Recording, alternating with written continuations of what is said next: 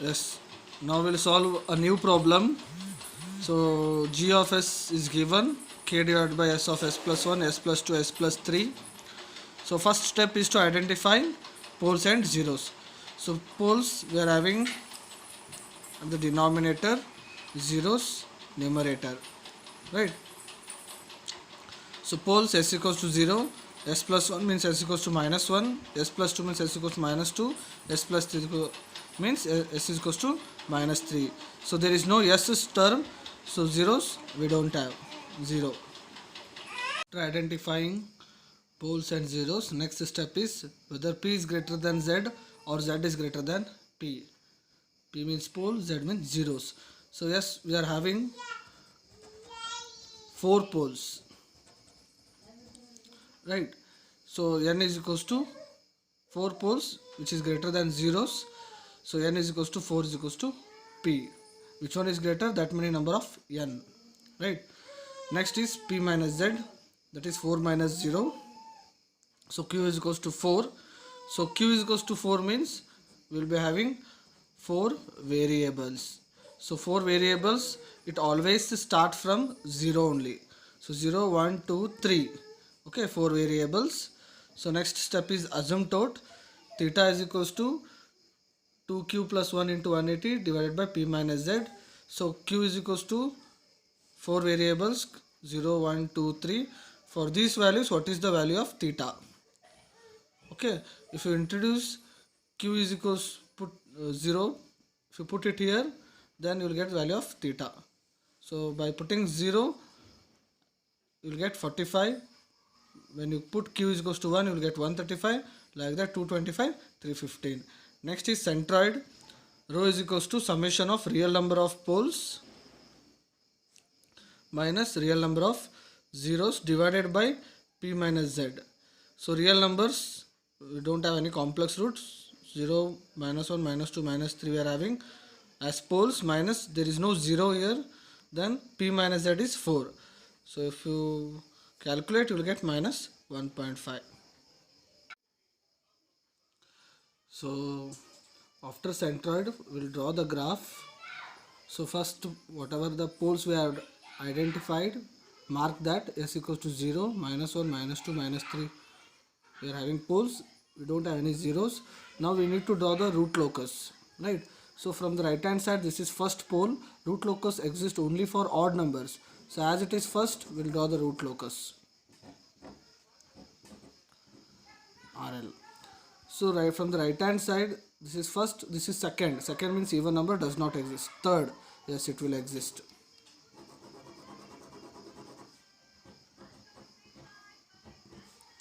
So RL, right? So next step will go for breakaway point. So breakaway point means 1 plus g of s into h of s equals to 0. So 1 plus g of s, we are having k s plus 1, s plus 2, s plus 3. H of s, it is 1. So if you solve, you will get s is 4 plus 6 s cube plus 11 s square plus 6s plus k equals to 0. So take k on the right hand side, others on the left hand side.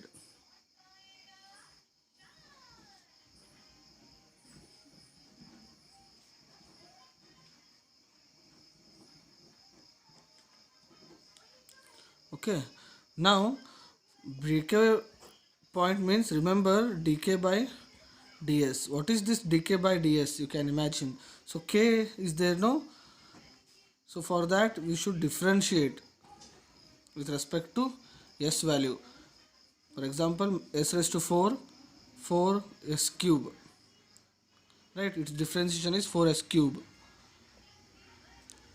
X raised to n, that is equals to n x n minus 1 formula we are applying here.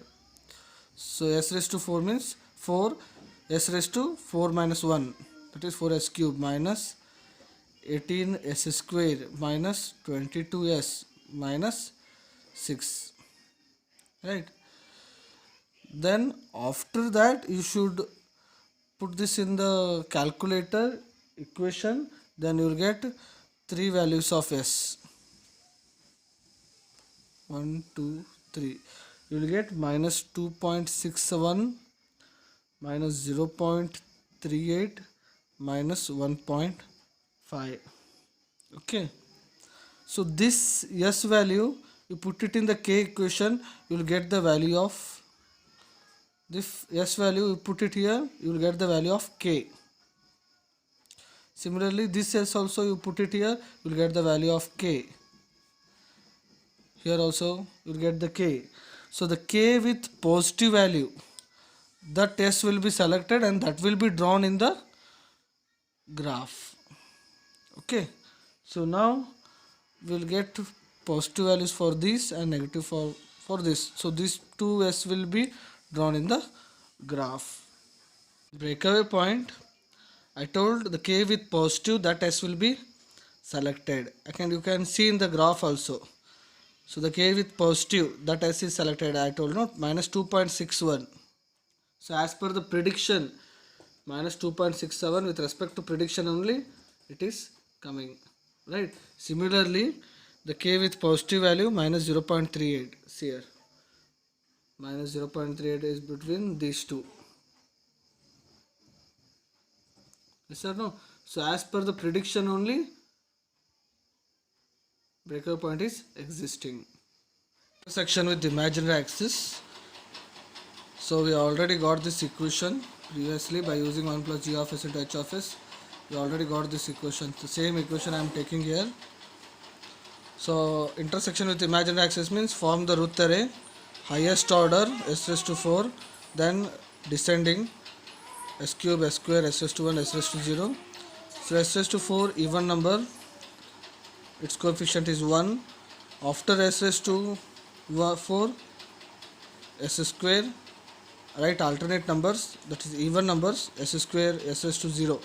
So that is 11k. Similarly, for s cube, its coefficient is 6. After s cube, odd number means here it will be 6. Next number is not there, so it will be 0. So while writing here 6 into 11, that is 66, minus 6 whole divided by this term, right? 6 into 11, 66, minus 6 divided by 6. Similarly, 6k minus, there is no term, minus 0 divided by this term only. Okay, I repeat, 6 into k, 6k minus 0 divided by 6. Similarly, while writing here, so this will get 10. This equals to 10, right? So 10 into 6, 60, minus 6k divided by 10. So from this we'll get 10. So 10 into 6, 60, minus 6k divided by 10. Similarly, there is no term, here also no term, so this part will be 0. Okay, now this I will consider, whole term I will consider as a. 60 minus 6k divided by 10, I am considering it as a. So a into k, ak minus 0 divided by a. So a will get cancelled, only k will remain. So this is forming Routh array. So after forming Routh array, there is unsolved equation. This is solved one. There is no k term, so directly we can solve here and we will get 10 here. But here there is a k term, right? So this is unsolved equation in this Routh array. So I will take that unsolved equation, which is equals to 0. Then I will calculate the k value.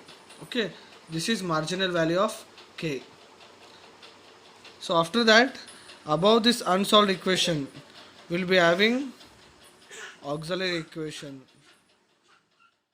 So above this unsolved equation, we will be having auxiliary equation, right? So this is 10 s square plus k.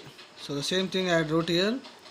A of S auxiliary equation equals to 10s square plus k. See here, unsolved equation. This is 10s square. Its coefficient is 10 plus k here, right? So from that, if you solve, s square is equals to k value. I already got marginal value of k. Introduce that one, then you will get the value of s. It's a step. Now we had predicted breakaway point. Now intersection of imaginary axis is plus j and minus j. Then breakaway point we had marked down. Then centroid and asymptote we had not marked that one. So centroid is 1.5 somewhere here. Then asymptote 45, using protractor draw 45, 135, 225, 315. 45, 135, 225, 315. This is theta 1, theta 2, theta 3, theta 4. Okay, now centroid 1.5, in between -1 -2 will get centroid. Then asymptote by using protractor draw 45, 135, 225 and 315. After that, from breakaway point, so from breakaway point, see here, from breakaway point your root locus will exist and it will move, it will cut this s value and it will move with respect to asymptote. Here also it will cut the s value, then it will move with respect to asymptote. Similarly, in graph, by using graph, we draw it here also.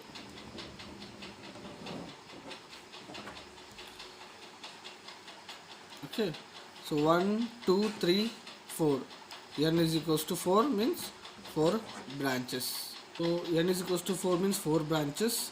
So in the previous problem, there was no breakaway point. From angle of departure, so it was intersecting the imaginary axis. But now we are having from breakaway point, there is no angle of departure. So from breakaway point, it will intersecting the imaginary axis. So don't get confused. So if any queries, please let me know.